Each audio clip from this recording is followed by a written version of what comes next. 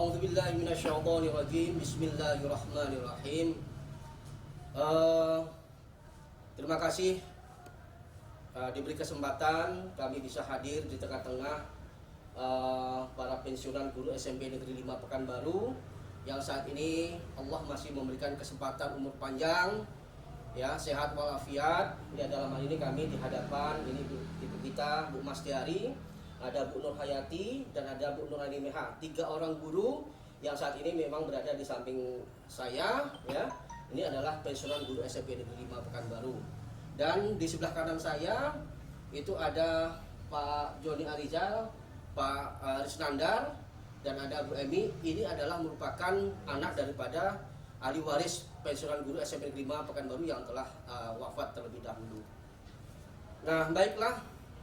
Di sini saya akan membeberkan, ya, hal-hal yang menurut hemat kami adalah tidak wajar terhadap putusan yang pada waktu itu selaku hakim, ya kan, itu ada Ibu Maria Anna Samiati SHMH, ada Bapak Dr. Dwi Sugiarto SHMH, Profesor Dr. Takdir Rahmadi SHMH, terkait permohonan peninjauan kembali yang dilakukan oleh salah seorang pensiunan guru SMP Negeri 5 Pekanbaru, yakni Ibu Nur Hayati PAC, yang mana kami sangat menyayangkan, ya, terhadap putusan nomor 613 PK PDT tahun 2021 yang diputus pada tanggal 27 Oktober 2021.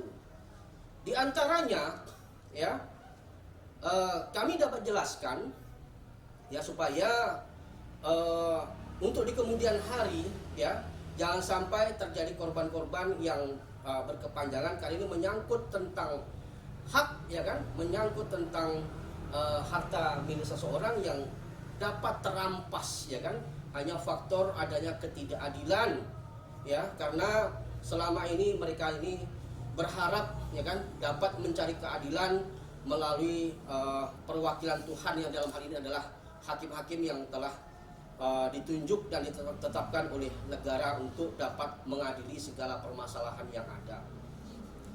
Perlu kami sampaikan, ya,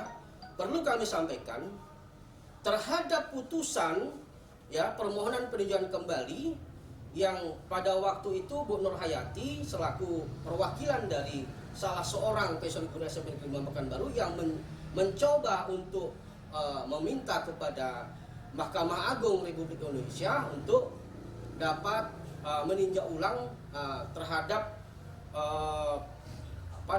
permohonan terhadap putusan pengadilan yang pada waktu itu di Pengadilan Negeri Pekanbaru nomor 42 dan di Pengadilan Tinggi, dan dilanjutkan kasasi yang nomor 3035 yang telah diajukan oleh Bu Nur Hayati. Pada waktu itu Bu Nur Hayati, ya, telah memiliki 4 novum, ya, 4 novum baru.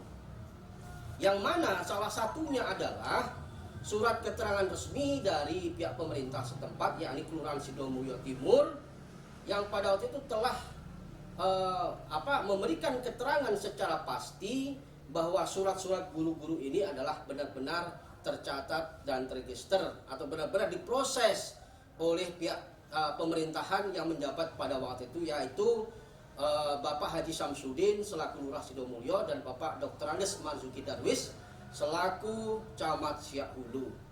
Akan tetapi pada kenyataannya dalam isi putusan yang menjadi pertimbangan hakim, ya, yang menjadi pertimbangan hakim itu dari 4 yang diajukan oleh Bu Nur Hayati, ternyata hanya 3, ternyata hanya 3 yang dijadikan pertimbangan hakim. Lalu yang satu di mana? Apakah yang satu dilipat? Apakah yang satu masuk kantong? Apakah yang satu lagi itu hilang? Tapi semua itu yang memberikan pengantar kan dari Pengadilan Negeri Pekanbaru, dan sudah jelas-jelas dikirim ke Mahkamah Agung RI dalam proses untuk permohonan peninjauan kembali. Akan tetapi dalam isi putusannya ini dapat dilihat, ya, bahwa yang menjadi pertimbangan hakim hanyalah 3, gitu. Sementara yang satu lagi yang betul-betul bersifat menentukan yang diharapkan oleh Bu Nur Hayati salah satu pemohon PK itu sama sekali tidak dibunyikan. Padahal data ini adalah yang dari Kelurahan Sidomulyo ini adalah merupakan data resmi ya atas nama pemerintah ya. Dan ini juga keluar bukan semata-mata itu hanya sebatas bisa dibuat keterangan begitu saja, tidak. Tapi ini ada pengantar dari kantor camat Siak Hulu selaku pihak yang benar-benar mengetahui kebenaran dan keabsahan terhadap surat keterangan pemilikan tanah milik seluruh guru-guru yang ada di Pekanbaru. Dalam hal ini adalah guru SMP Negeri 5 Pekanbaru selaku pemilik tanah kaplingan di jalan saat ini berada di Jalan Arifin Ahmad masuk Kelurahan Tangkirang Tengah, satu lagi Kelurahan Sidomulyo Timur, Kecamatan Markoyo Damai, Kota Pekanbaru. Nah, permisa yang berbahagia ya, saat ini surat guru-guru tadi awalnya disangkal itu adalah surat palsu oleh pihak-pihak yang sedang bermasalah pada waktu itu dengan para pensiunan guru SMP Negeri Pekanbaru dengan dasar terbitnya ada LP nomor 62.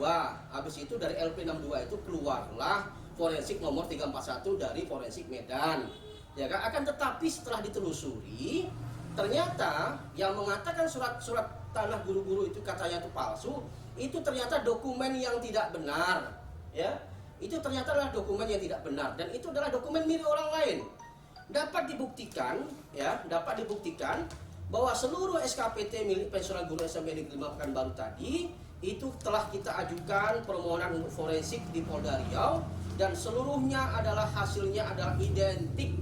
Jadi bertentangan dengan apa yang berada dalam isi putusan baik pengadilan negeri, pengadilan tinggi, pengadilan di kasasi di Mahkamah Agung RI yang semua dasarnya adanya forensik nomor 341 tadi yang mengatakan surat guru-guru itu terdapat tanda tangan pejabat yakni Camat Siak Hulu yang dipalsukan. Ternyata tanda tangan pejabat Marzuki Darwis yang disangkal dari hasil forensik tadi itu semuanya tidak benar gitu, dan itu adalah ternyata menggunakan dokumen-dokumen yang bukan diperuntukkan gitu kan. Ternyata surat guru-guru itu setelah dilakukan forensik di Polda Riau hasilnya adalah semuanya adalah identik ya, semua hasilnya adalah identik gitu.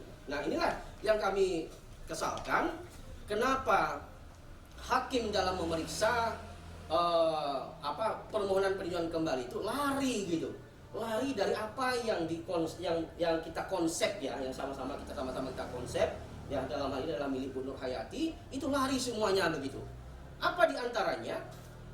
Dia mengatakan dalam isi putusannya bahwa bukti novum yang kita temukan yang 3 yang masuk pertimbangan tadi itu katanya itu ditemukan setelah adanya putusan yang telah berkekuatan hukum tetap di tingkat pertama yakni di tahun 1997. Nah, dapat saya jelaskan atau kami contohkan misalnya ya, ini contoh misalnya si A diputus oleh hakim misalnya melakukan perbuatan pembunuhan, ini contoh nih ya, pembunuhan ya, lalu divonislah si A nih ya karena melakukan pembunuhan tadi ya. Begitu selesai divonis dan menjalani hukuman, di kemudian hari ternyata si B ya mengaku bahwa dialah pelaku pembunuhannya. Ini contoh nih.